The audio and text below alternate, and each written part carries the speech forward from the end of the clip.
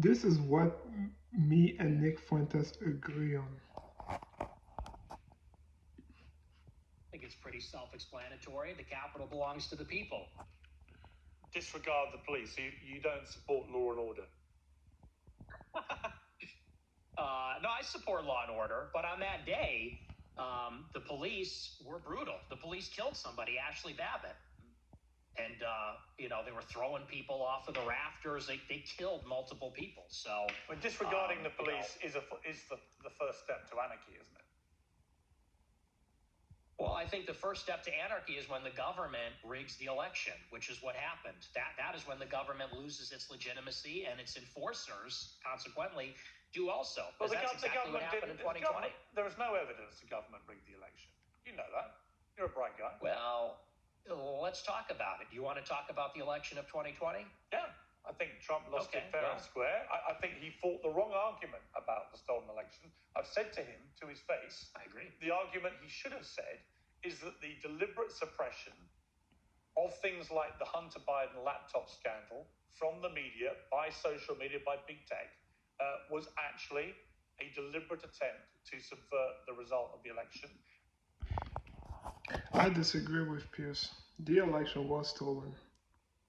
He should have carried Michigan, Wisconsin, Pennsylvania, and he should have carried Arizona and Georgia, and then along flipping Nevada and potentially New Mexico and Colorado because New Mexico and Colorado, there was some Dominion software issue. But I am in disagreement with Piers.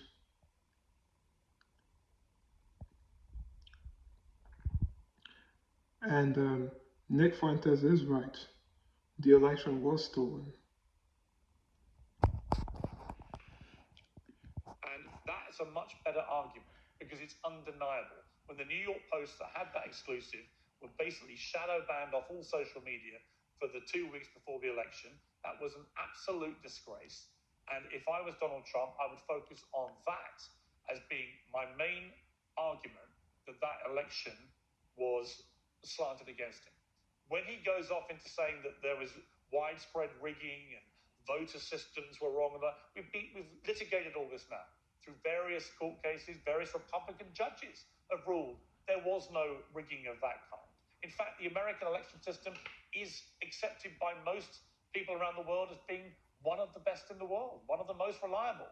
So I just think he fought the wrong argument. If he said the deliberate suppression of damaging stories to the Bidens, which could have swung the election, was outrageous and unacceptable, I'm 100% behind it. But by building this spurious argument that it was all rigged through voting systems and so on, he lost me.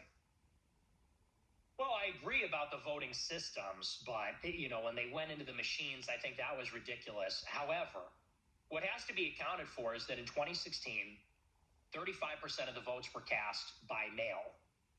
By 2020, it was 70% because of the pandemic. So you doubled the amount of votes that happened by mail. They called it in-person early voting. They called it a variety of different things. And the other thing that they changed is they solicited the mail-in ballots. So they sent ballots to people's houses.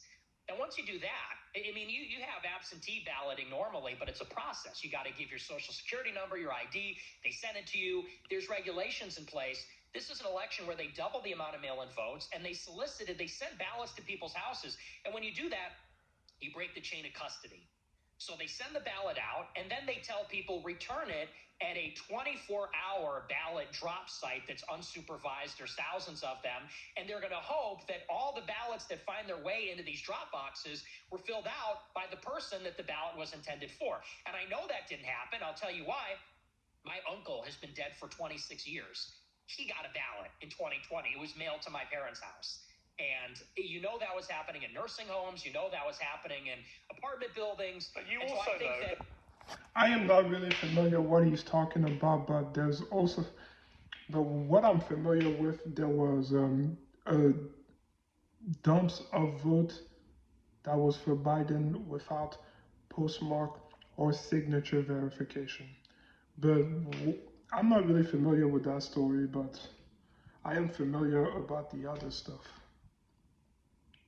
like more vote than eligible voters, like in the state of Pennsylvania, for example. Every independent body that has looked at this has concluded there was no widespread rigging, that it was a free and fair election, and Trump lost. And the bottom line is, he should stop going on about it anyway, because he won back the White House in 2024.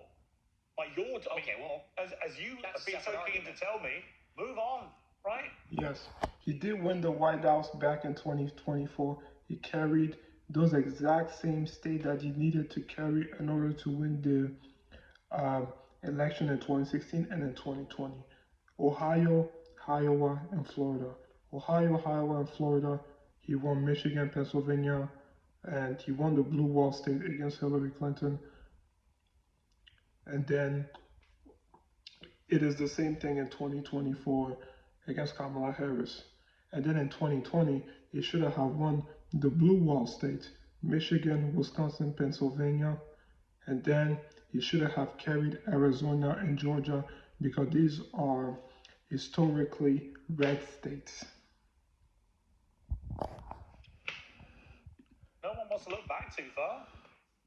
That's a separate argument. I mean, you can say that he should stop talking about it, but whether it was rigged or not is actually relevant to what happened on January 6th. Because what happened on J6 is people were outraged about it. People were furious that, by the way, there's never been an independent ballot audit in all the states where there was alleged to be rigging. That has not happened. And certainly it did not happen up until January 6th. And people said, this is ridiculous. They're stealing it. You know, no, if people, honestly, if either you or Donald Trump or anybody else wants to show me, I said this to him when I interviewed him last, if you show me the actual hardcore, incontrovertible evidence, then great. I've never seen it. Joe Rogan asked him. He didn't produce it with Joe Rogan. It's just never been produced. But look, I don't want to labour the point on that. So I suppose the more interesting question now, as your influence rises in the conservative movement in America, and there's a lot of splits going on amongst MAGA over a number of issues. Okay, so this is the part me and Fuentes agree about the 2020 election, whether it was stolen or not stolen. And then I watched the other part of the interview as well, when he talked about Chicago being violent, and there's a lot of gun violence in this place and so forth.